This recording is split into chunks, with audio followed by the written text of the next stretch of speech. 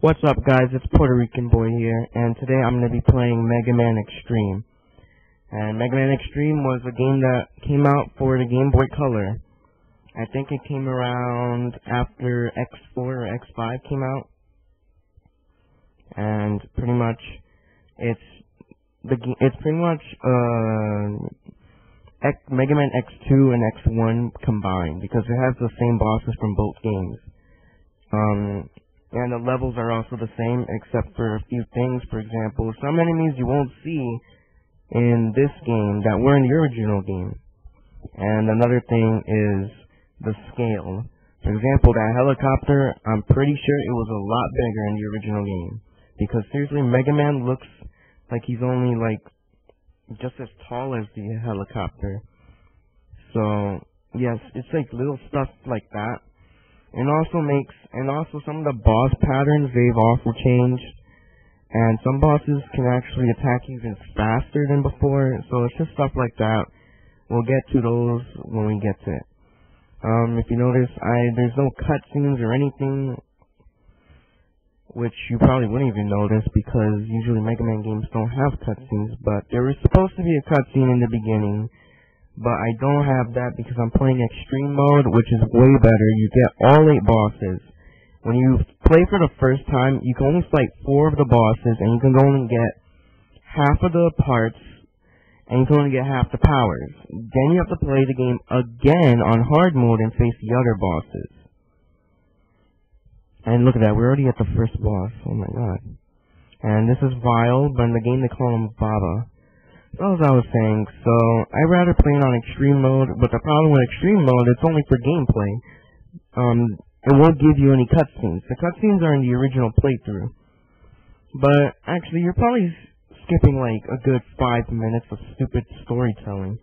Pretty much what happens in this game is that this level that you're in pretty much is a memory file from a mother computer, and Sigma is trying to take over it to kill X. And all these bosses are pretty much files from your previous battles that were recorded by this computer. And you're pretty much going into that so you can get into the computer and find out what's behind it. And that's pretty much all there is to it. It's a pretty simple storyline. And also, you also meet 2 brothers that you have to fight. But I think I skip them in this playthrough. And of course, we start off with Chill Penguin. Who doesn't start off with him? However, in this game, you already have the dash, but you do get the dash jump, so that means when you jump off a wall, you'll dash off the wall, which is really useful for boss battles. So I use that all the time. And since it does have X2 bosses, I do remember a few X2 bosses that using the dash jump was really useful. And there's still that stupid cheap, it still has that cheap wheel monster thing. And there you have it. There's a Dr. Light capsule there. Oh yeah, since you're not playing against all the Mega Man 1 bosses, X1 bosses, and you're playing, and some of them are X2, some of the bosses will have different weaknesses. And you don't get the flamethrower, you get the burner from X2 from playing against Flame Stag. But once again, I'm getting ahead of myself. I'll show you guys that later. First we're gonna go and get this first power up, which is a dash jump. And you don't get the sprite of X with the armor on until you get all the armor parts. For this playthrough, we won't get all the armored parts, I'm sorry. But the thing is that there are 4 parts you have to get, but when I get the 4th one, it's not the actual part. It's supposed to be a buster part. But instead you get a power to call in Zero, and Zero will do an attack. You can't actually play as Zero, he'll just do like an uppercut, like a Shoryuken. Oh, and this section of the game shows off, like one aspect of the game I don't really like, is pretty much the graphics. As you can just see, I just got hit by something that was invisible. Well, that's just compression, but when I was actually playing the game, some of these graphics were actually invisible. For example, like, the ride armor will sometimes flash on and off, and sometimes I can't even see it at all. So, some of this And you think it's just YouTube compression, but some of it happened while I was actually playing the game. I'm not even sure if it's emulator or what. So welcome to Chill Penguin. He's the first boss. Remember when I said there was like some scale issues? Well, this is a good example. Pretty much, the little ice balls, I think they made them bigger or something, and the Mega Buster, the charge shot is a lot smaller.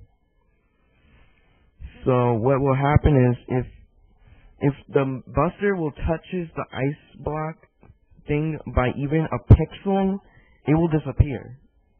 And Chill Penguin has an invulnerability period when he's freezing the ice statues. And he gets into that cheap shot. So I think he does more damage. And it's kind of cheap that, sometimes he'll spam the ability to freeze you because it makes him invulnerable, so you'll probably keep on spamming it for as long as you like. And, yep, I just lost to Chill Penguin.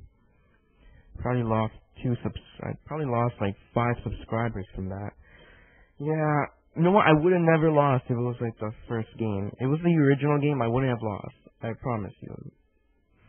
I'm not sure if I'll do a playthrough on that though, because doing playthroughs from emulators takes a lot of memory, at least for Game Boy Advance. Yes, I am using an emulator. That's also something that's part to blame. But don't worry, that's like the only time I'll ever die from Chill Penguin. See that? He's invulnerable to it.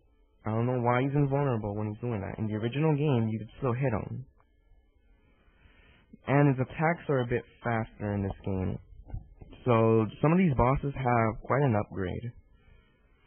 I think the Game Boy Color game, I think this game was actually made for people with emulators, because seriously, it's like they knew.